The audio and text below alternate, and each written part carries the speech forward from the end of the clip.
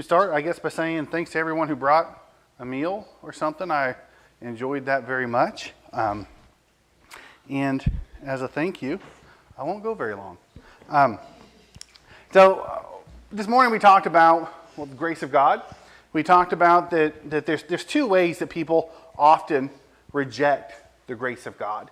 And that one is we call antinomianism, right? The idea of kind of rejecting all rule and authority, just kind of maybe claiming still an allegiance to God and a form of Christianity, but not letting it really impact their lives and not bringing about obedience. And then the other end of the spectrum is just as dangerous, and it's the legalism that some churches are impacted by. And it's basically a rejection of the grace of God and a focus almost entirely upon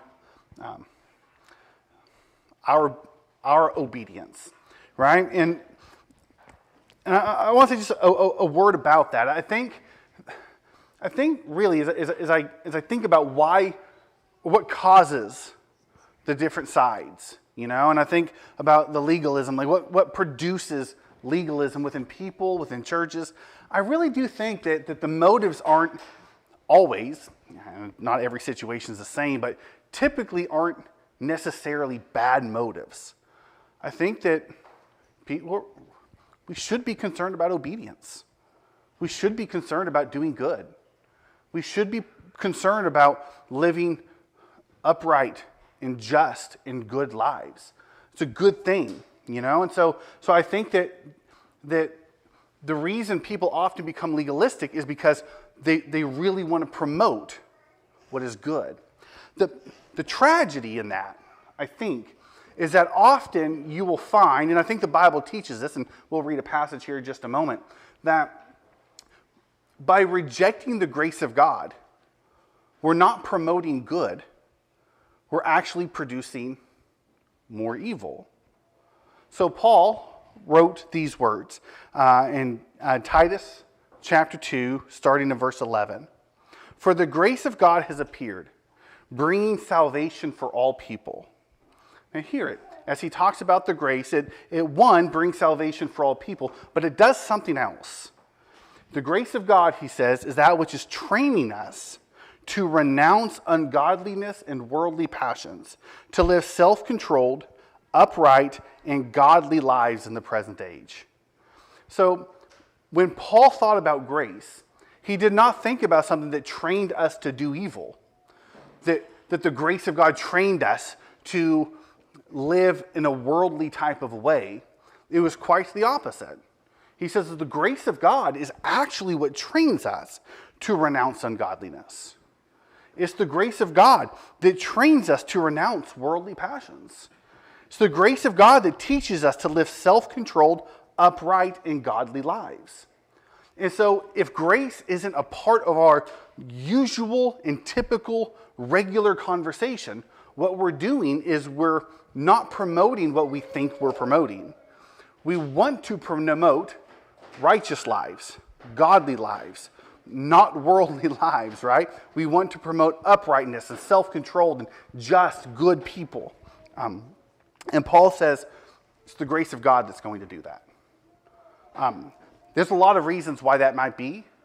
The way I like to think is that grace gives us a reason.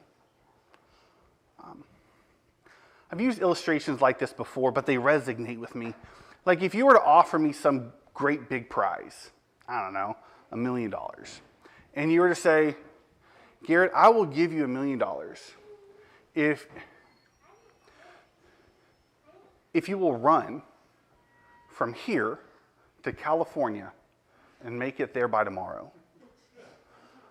Guys, it sounds like a lot of work for nothing, right? Like I'm not even going to try. I'm going to say, nice thought, I'm going to go home and sit on my couch because it's not possible. I think what happens sometimes is that we present living for God in that type of a way. You present a type of life that is impossible to meet, a standard too high to catch, a form of life that no one lives up to. And so what happens is people say, why even try? And whether they do it consciously or subconsciously, they just kind of stop trying.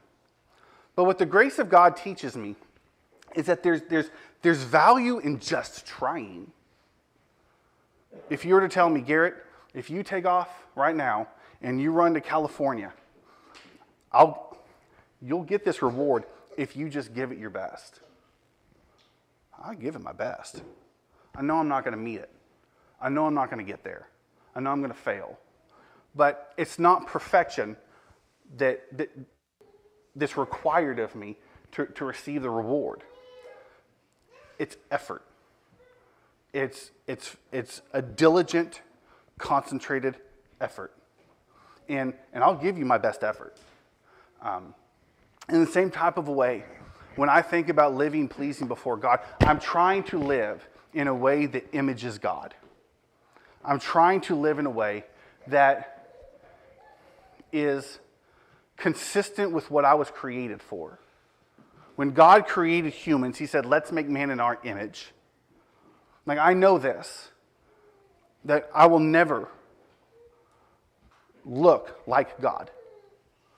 I will not fulfill what I was created to be. But I can give it my best. And I could try.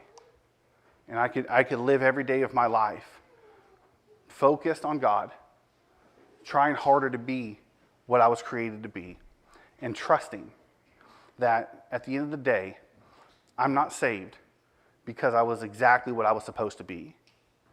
God saves me by his grace because I'm trying, and that's what I want for each of us. I want us to try. I want us to give our best effort.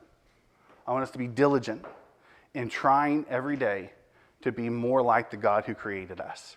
And I think what will happen is if we all do that, Oak Hollow will be a beautiful and shining example in the world in which we live. If we can help you in any way be more like the Christ, we want to help you in any way that we can. As always, either I or one of the elders will be in the back if you need our prayers. If you need to talk to us about something, if anyone needs baptism, we would love to help you in any way that we can. And I encourage you to think about these things while we stand and sing the song of invitation.